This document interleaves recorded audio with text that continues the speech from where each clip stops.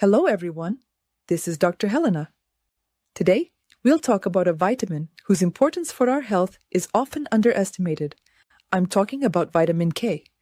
While it's usually associated with bone and vascular health, its role goes far beyond that. I'll explain the two main forms, K1 and K2, and why both deserve attention. Let's start with their differences. Vitamin K1 comes from food, mainly green vegetables, such as spinach, kale, lettuce, and broccoli.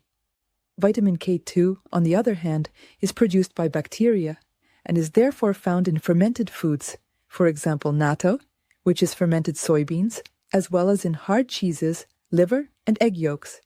However, the amount of K2 in these foods is relatively small. Another difference is that vitamin K1 is less efficiently absorbed in the intestine and is rapidly stored in the liver. This means its blood levels drop quickly after eating, since the liver actively captures it. In contrast, vitamin K2 is absorbed more effectively and stays longer in the bloodstream, allowing it to reach other tissues and organs. In fact, some studies show that after meals, blood concentrations of vitamin K2 can be up to 10 times higher compared to vitamin K1. So overall, vitamin K1 primarily acts in the liver, while vitamin K2 works outside the liver. That's why K2 is often considered more effective, as it has a broader range of action. Now let's move on to the health benefits of vitamin K. I think one of the most important points, especially for older people, is its impact on bone health. And here, we're talking mostly about vitamin K2. A 2013 study showed that supplementation with vitamin K 2-MK7 slowed down age-related bone loss. This is particularly relevant for women during menopause, as they are at higher risk of bone weakness due to declining hormone levels. In that study, participants received 180 micrograms of vitamin K 2 per day, so just a few drops daily may significantly support bone health.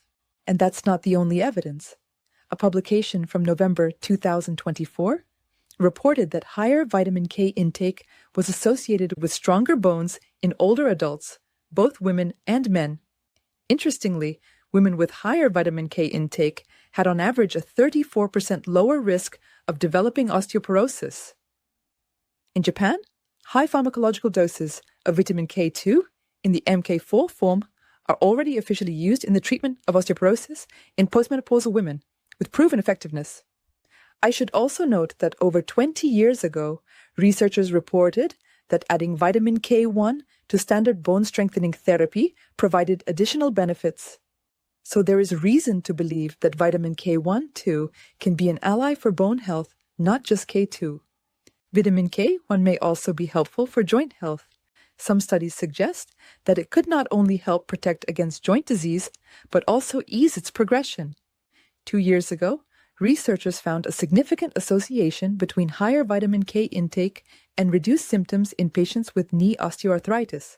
Now let's discuss what most people traditionally associate with vitamin K, blood clotting, primarily linked to vitamin K1.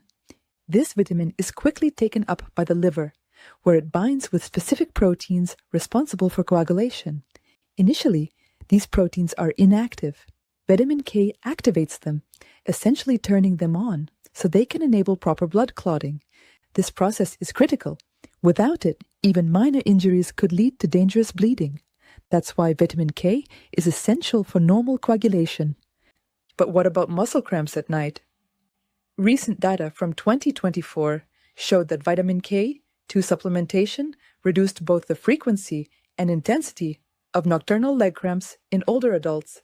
The dosage was quite modest, around 180 micrograms of vitamin K 2-MK7 daily for just 2 months. Let's move on to vitamin K and vascular calcification.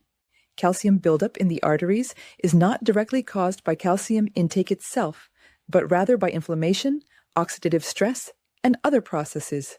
A 2024 meta-analysis found that vascular calcification triples the risk of premature death from cardiovascular disease.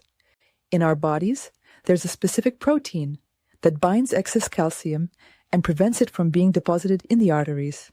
The problem is that this protein is inactive. It must be activated. And that's exactly where vitamin K comes in. Vitamin K activates these proteins, helping to prevent arterial calcification. A large 2023 analysis of 14 studies confirmed that adequate vitamin K intake suppresses and slows calcium accumulation in blood vessels, effectively preventing both calcification and atherosclerosis. Vitamin K2 appears to be more effective in this respect, but K1 also shows a protective effect.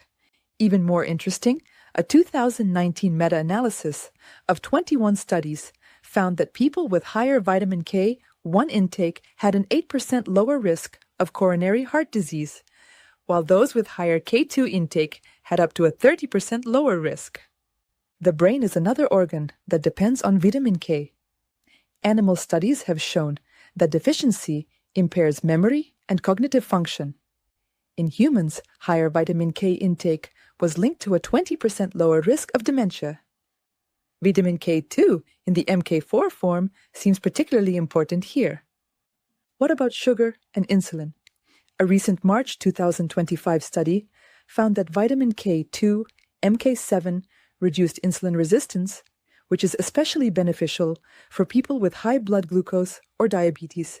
Similar effects were also observed with vitamin K1, and one large study involving 100,000 participants produced surprising results.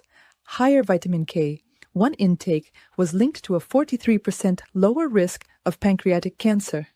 There's also some evidence suggesting a possible link between vitamin K and reduced risk of lung cancer.